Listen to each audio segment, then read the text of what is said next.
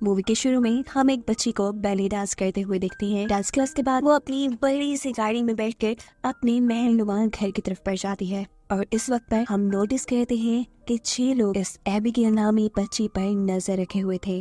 वो गाड़ी का पीछा करते हुए इसी तरह एबिगेल के घर एंट्री भी कर लेते हैं, जिसके बाद ये लोग इंजेक्शन लगाकर उसे बेहोश भी कर चुके थे। लेकिन असल मिशन उसे यहाँ से निकाल कर बाहर ले जाना था और बच्ची के डैड के घर आने पर ये लोग तकरीबन पकड़े ही जाने वाले थे, पर अपनी होशियारी दिखाते हुए सभी की नजरों से बचकर वो एबिगेल को किडनैप करके एक ओल्ड मेंशन में ले ही आते हैं, जहां पहले से ही इस किडनैपिंग का मास्टरमाइंड लैम्बर्ट उनका वेट कर रहा था। उसने प्लान किया था कि वो एबिगेल की किडनैपिंग के बदले उसके अमीर डैड से $50 मिलियन की मांग करेगा। पैसे मिलने के बाद वो इन सबको इनका हिस्सा, जो तकरीबन हर एक के पास $7 मिलियन आता, वो देकर इन सबको इनके इस काम से छुटकारा दे देता। पर तब तक के लिए 6 लोगों के इस पूरे ग्रुप को एबिगेल को इसी मेंशन में बांध कर रखना था। यानी किडनैपिंग के बाद एबिगेल की सिक्योरिटी की भी जिम्मेदारी इन्हीं की थी। हाँ, और सबसे जरूरी बात, लैम्बर्ट इनसे कहता है कि यहाँ का एक रूल है, कोई अपना असल नाम, असली पहचान किसी को नहीं बताएगा।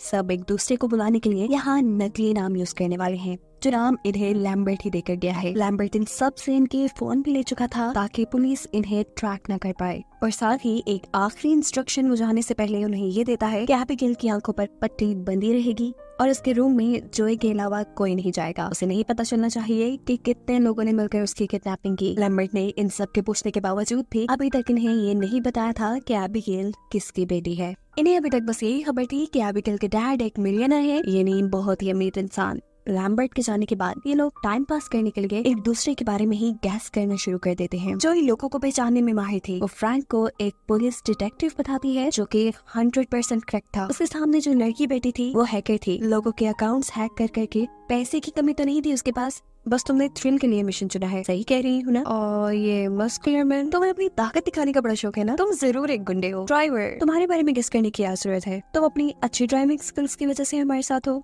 एंड एट लास्ट स्नाइपर, तुम्हारी हरकतों से तुम मिलिट्री वाले लगते हो। सबके बारे में तो उसने अच्छा गेस कर लिया था, पर अब खुद की बारी थी, जिस पर फ्रैंक बोलता है तुम भी तो मिलिट्री में थी, ड्रग्स की लत ने तुम्हें कहीं कभी नहीं छोड़ा, तुम्हारा बेटा भी तुमसे दूर हो और इस वक्त इसीलिए तुम इतनी ज्यादा ये कैंडीज खाती हो। ये सारी बातें सुनने के बाद जोई एबिगेल के रूम में जाती है और उसकी आंखों पे बंधी पट्टी हटा देती है। इन्हें उसने लैम्बर्ट का एक रूल तोड़ दिया। एबिगेल बहुत ही ज्यादा डरी हुई थी। उसे रिलैक्स करने के लिए जोई से पिंकी प्रॉमिस कहती है कि ना तो मैं तुम्हें कोई नुकसान पहुंचाऊंगी और ना ही तुम्हें किसी और से नुकसान होने दूंगी। बातों ही बातों में इनके दरमियान का बॉन्ड काफी अच्छा हो जाता है। जोई बताती है एबिगेल, मेरा तुम्हारे जितना ही एक बेटा है। एबिगेल को ये सुनकर अच्छा लगा था। वो कहती है जरूर आप अपने बेटे से प्यार करती होंगी, पर मेरे डैड वो थोड़े अजीब है, गुस्से वाले हैं, खतरनाक है, मेरे से उतना प्यार नहीं करते जितना वो पहले करते थे। जोई के बाहर जाने से पहले एबिगेल उसे वार्न करती है आज रात बहुत बुरा होने वाला है कुछ। जोई को उसकी ये बातें थोड़ी अजीब लगती हैं और फिर नीचे आकर सब लोग उसे कहते हैं कि मुझे शक है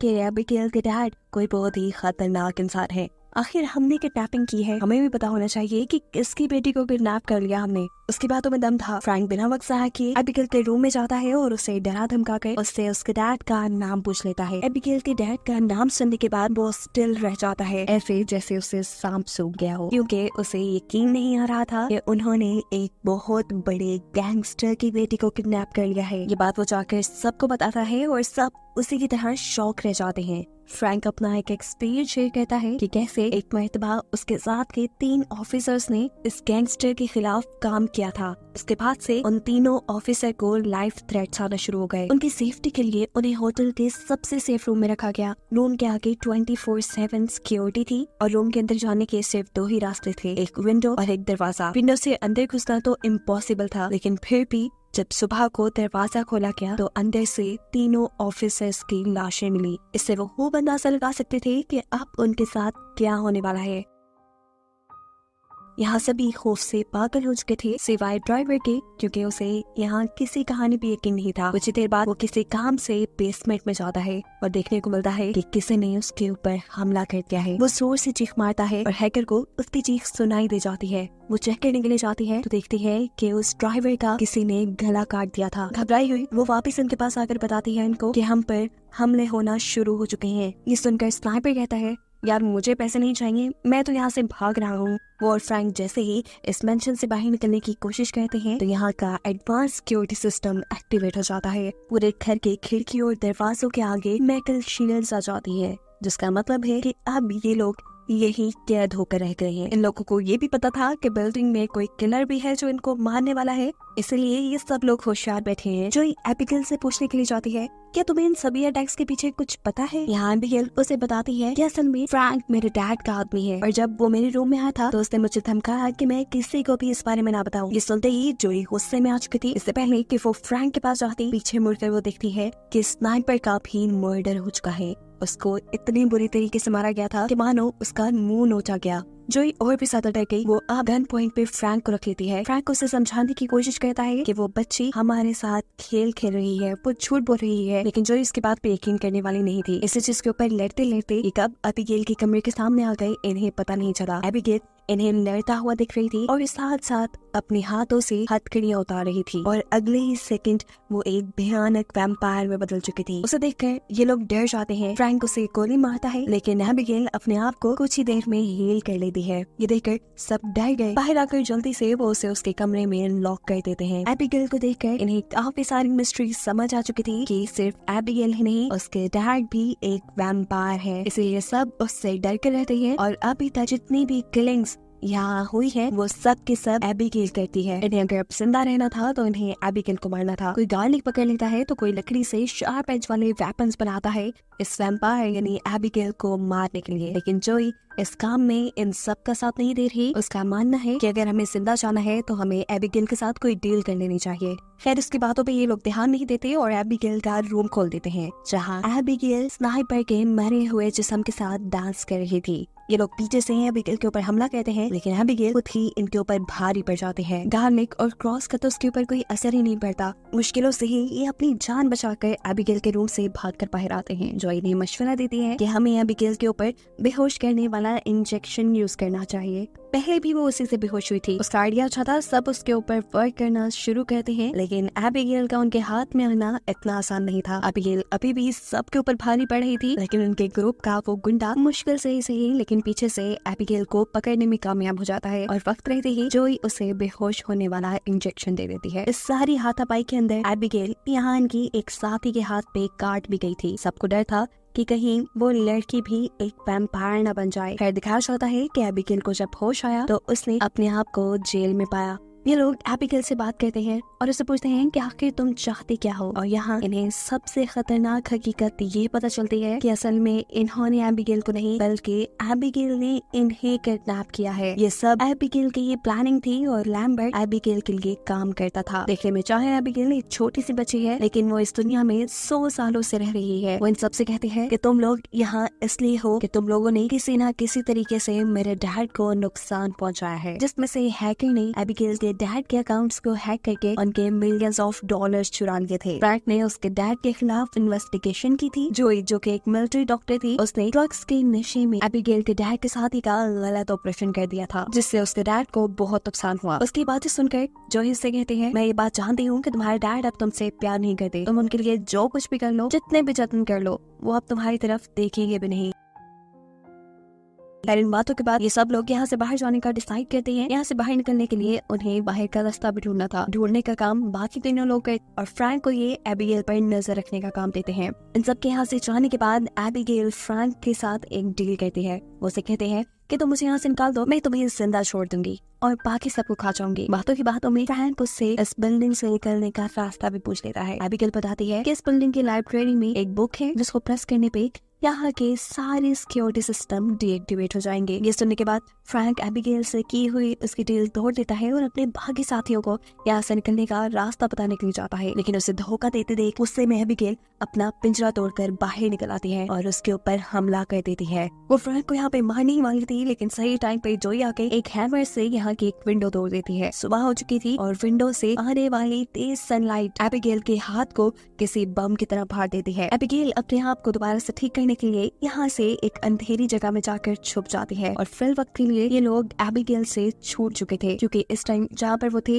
वहाँ पे सनलाइट आ रही थी। लेकिन कितना भी वक्त तो यहाँ रहते, रात तो होनी ही थी, एबिगेल से इनका सामना जरूर होना था। इन लोगों को यहाँ से बाहर निकलने का रास्ता ढूंढना ही था। ये लोग दो के ग्रुप में डिवाइड होकर जब यहाँ से बाहर निकलने का रास्ता ढूंढने की कोशिश करते हैं, तब एबिगेल उस लड़की का माइंड कंट्रोल करने लग जाती है जिसे उसने काटा था। अपनी पावर से एबिगेल इस लड़की को वैम्पायर बना देती है और सबसे पहले उसके अपने ही साथी को मारने का हुक्म देती है। उसके कहने पे ये लड़की ये काम कर भी चुकी थी, यानी अपने उस पार्टनर को मार भी चुकी थी। जोई जो दूर खड़ी है सब कुछ देख रही थी। इससे पहले कि वो जोई को आकर मारती, जोई एक मिरर के जरिए इस लड़की के ऊपर सनलाइट रिफ्लेक्ट करती है, क्योंकि अब वो लड़की वैम्पायर बन चुकी थी। इसी वजह से वो सनलाइट के लगते ही एक बॉम्ब की तरह फटकर खत्म हो जाती है। सभी यहाँ पर मारे जा चुके थे। जो बचे थे वो था सिर्फ फ्रैंक और जोई। फ्रैंक यहाँ पे लाइब्रेरी में जाता है और एबिगेल की बताई हुई किताब से एक दरवाजा खुलने में उसको मदद मिलती है। अंदर एक कंट्रोल रूम था जहाँ पे इन्हें लैम्बर्ट बैठा दिखाई दे जाता है। फ्रैंक बिना वक्त जाए के लैम्बर्ट को शूट कर देता है,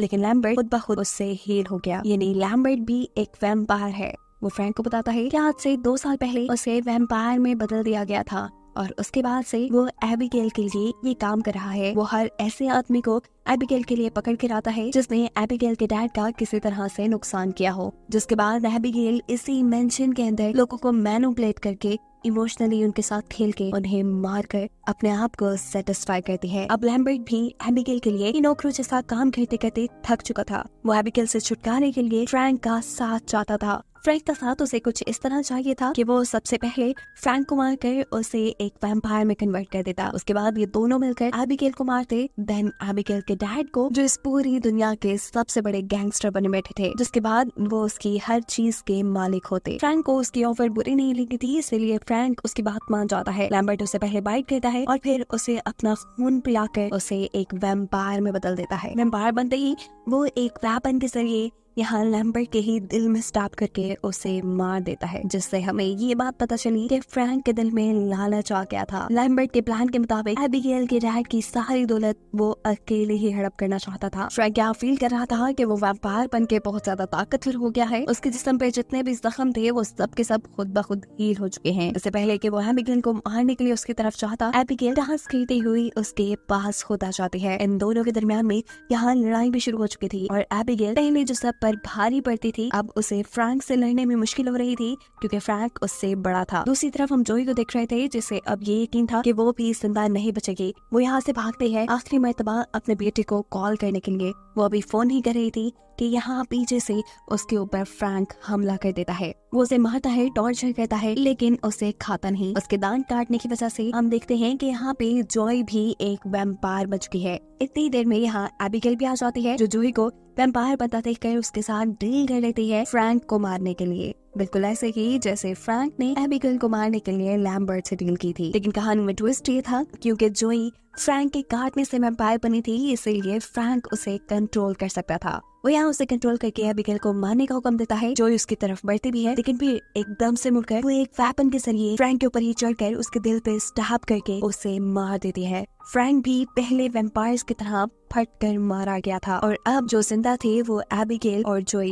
मरने की बारी जॉय की थी, लेकिन एबिगेल उसे नहीं मार दी क्योंकि पहले से ही जॉय ने एबिगेल के साथ अच्छा बिहेवियर रखा था, इसलिए एबिगेल की जॉय के साथ बॉन्डिंग हो चुकी थी। वो यहाँ जॉय से कहती है, तुम आजाद हो, तुम यहाँ से जा सकती हो जॉय। और हाँ, ये ना समझता कि तुम वापस आने के बाद एक वैम्पायर बनी रहोगी। तुम जिस वैम्पायर के काटने से वैम्पायर बनी थी वो मर गया है और अब जैसे ही उसके काटने के जख्म तुम्हारे ऊपर से ठीक होंगे, तुम पहले की तरह इंसान बन जाओगी। जॉय खुश थी, वो यहाँ से बचकर भागने ही वाली थी कि इतने में ही यहाँ एबिगेल के डैड एंट्री कर लेते हैं। उनको तो फ्री में अपना डिनर मिल गया था, वो इसे पकड़ कर खाने ही वाले थे, लेकिन यहाँ एबिगेल अपने डैड को रोक लेती है और कहती है, डैड आप इसे नहीं खाएंगे, इसने मेरी जान बचाई है। इस टाइम उसके डैड उसकी बात मान लेते हैं और जॉय से कहते हैं कि 1 सेकंड से पहले यहाँ से बाहर चली जाओ, इससे पहले कि मेरी नीयत खराब हो। जॉय भी यहाँ से भाग जाती है और कहानी के लास्ट सीन में हम उसे एक नॉर्मल जिंदगी गुजारते हुए देखते हैं और इसी के साथ ये कहानी यहाँ खत्म हो जाती है।